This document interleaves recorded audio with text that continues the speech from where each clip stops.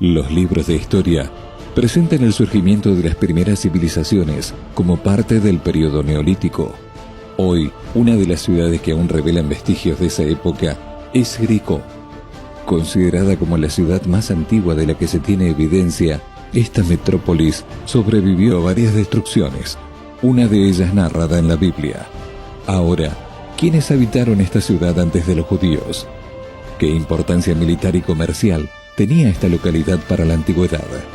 ¿Qué evidencias podrían comprobar el relato bíblico de la conquista de Jericó? En búsqueda de respuestas, aquí comienza Evidencias.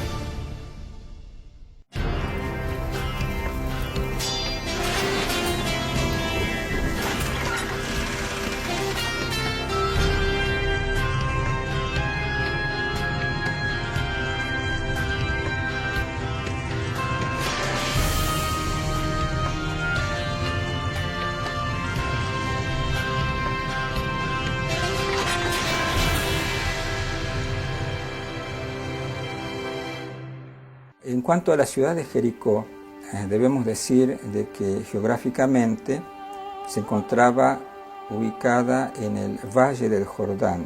Si hoy nos ubicamos en la misma área de lo que representa el Estado de Israel y tomamos como punto de referencia a Jerusalén, Jericó estaría situada más o menos unos 40 kilómetros al este de Jerusalén. Y es la ciudad más vieja del mundo, más antigua del planeta, según los arqueólogos, y es también la ciudad que está más bajo del nivel del mar, 270 metros bajo el nivel del mar. Pero su antigüedad no es tanta como la que suponen algunos autores, que dice que comenzó allá por 10.000 años u 11.000 años antes de Cristo. De hecho, si seguimos lo que dice la Biblia, eso no es aceptable. Cuando hablamos de Jericó, tenemos que preguntar, ¿cuál Jericó? ¿La Jericó antigua? ¿La Jericó del Antiguo Testamento? ¿La Jericó de la época prehistórica? ¿La Jericó del Nuevo Testamento? ¿La Jericó de la época bizantina? ¿O la Jericó moderna? Cada una de estas Jericós quedan cerca, a diferencia de otros lugares donde el tel es uno sobre el otro, sobre el otro, sobre el otro.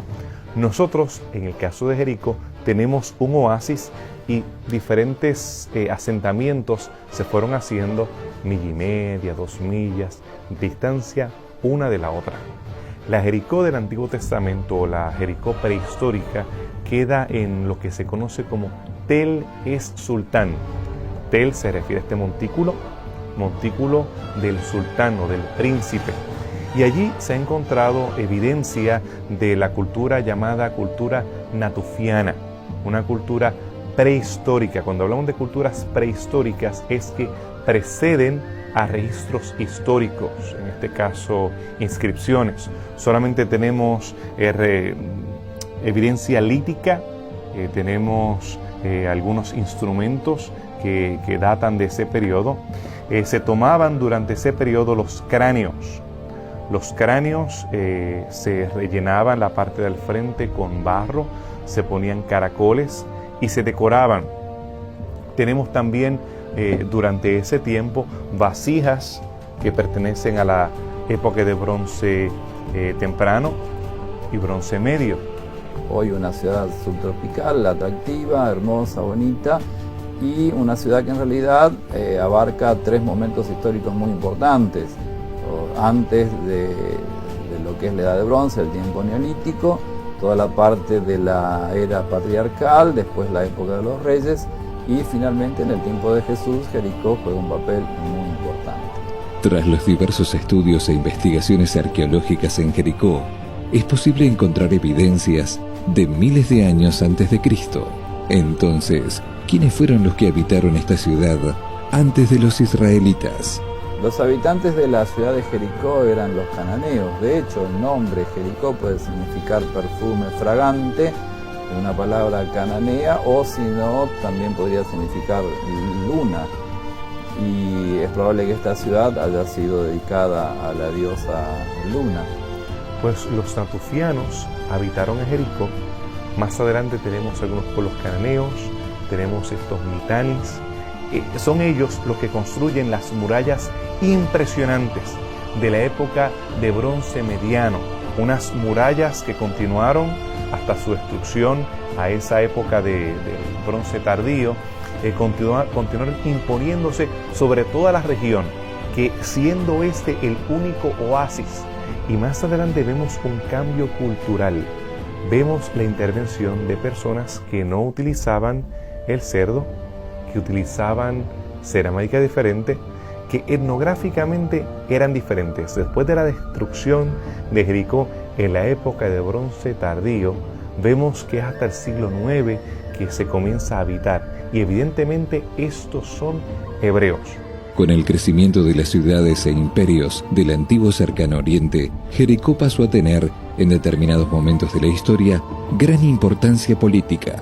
Esto permitió que el pueblo que la dominara tuviera ventajas militares y comerciales sobre los reinos vecinos en la región del Valle del Jordán. La ciudad de Jericó tuvo una importancia fundamental tanto antes como después de la conquista de Israel que hiciera de la tierra de Canaán. De hecho, que Jericó, junto con Azor, junto con la ciudad de Jerusalén y algunas otras ciudades cananeas, eran las ciudades fortines, eran las ciudades fortalezas, eran las ciudades vigías de la zona.